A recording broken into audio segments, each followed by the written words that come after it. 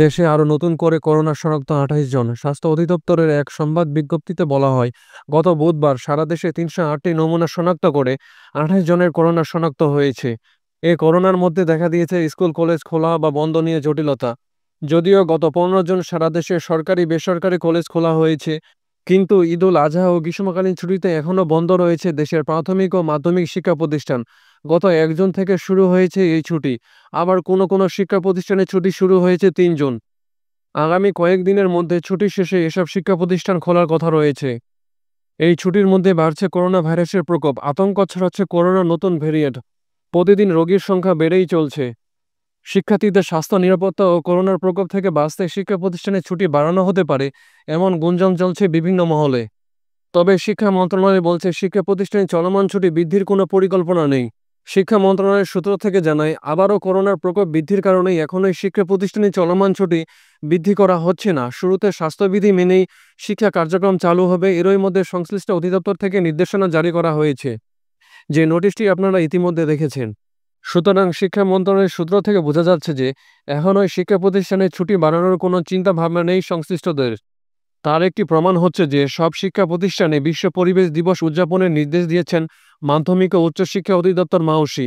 ৫ জন ছুটি থাকায় ২৫ জুন এই দিবস পালনের সিদ্ধান্ত নেওয়া হয়েছে। এ সংক্রান্ত একটি নোটিশ প্রতিটি শিক্ষা প্রতিষ্ঠানে গত ১৮ জুন বুধবার প্রেরণ করেছে মাধ্যমিক ও উচ্চশিক্ষা অধিদপ্তর মাউসি।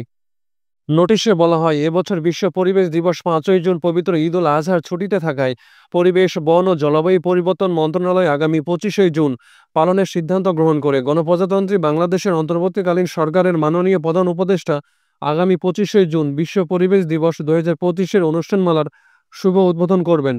দিবসটিকে কেন্দ্র করে মাধ্যমিক ও উচ্চশিক্ষা অধিদপ্তর তার আওতাধীন সকল শিক্ষা প্রতিষ্ঠানে নিম্নলিখিত কর্মসূচি পালনের সিদ্ধান্ত গ্রহণ করেছে। গৃহীত কর্মসূচিগুলো পালনের জন্য নির্দেশক্রমে অনুরোধ করা হলো।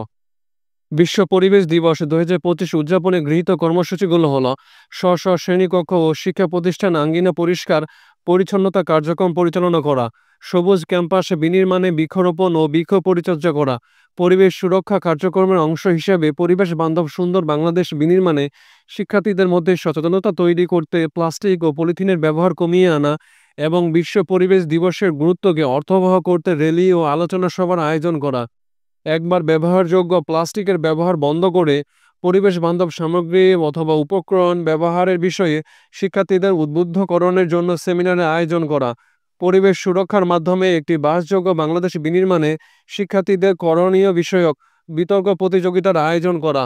সুতরাং এই কর্মসূচিগুলো দেখে বোঝা যাচ্ছে যে শিক্ষা প্রতিষ্ঠানে ছুটি বাড়ানোর কোনো চিন্তা ভাবনা আপাতত নেই শিক্ষা মন্ত্রণালয় এবং মাধ্যমিক ও উচ্চশিক্ষা অধিদপ্তর মাউসির। যদি শিক্ষা প্রতিষ্ঠানে ছুটি বাড়ানো হতো, তাহলে এ সংক্রান্ত কোনো কর্মসূচি পালনের নির্দেশ দিত না মাধ্যমিক ও উচ্চশিক্ষা অধিদপ্তর মাউসি।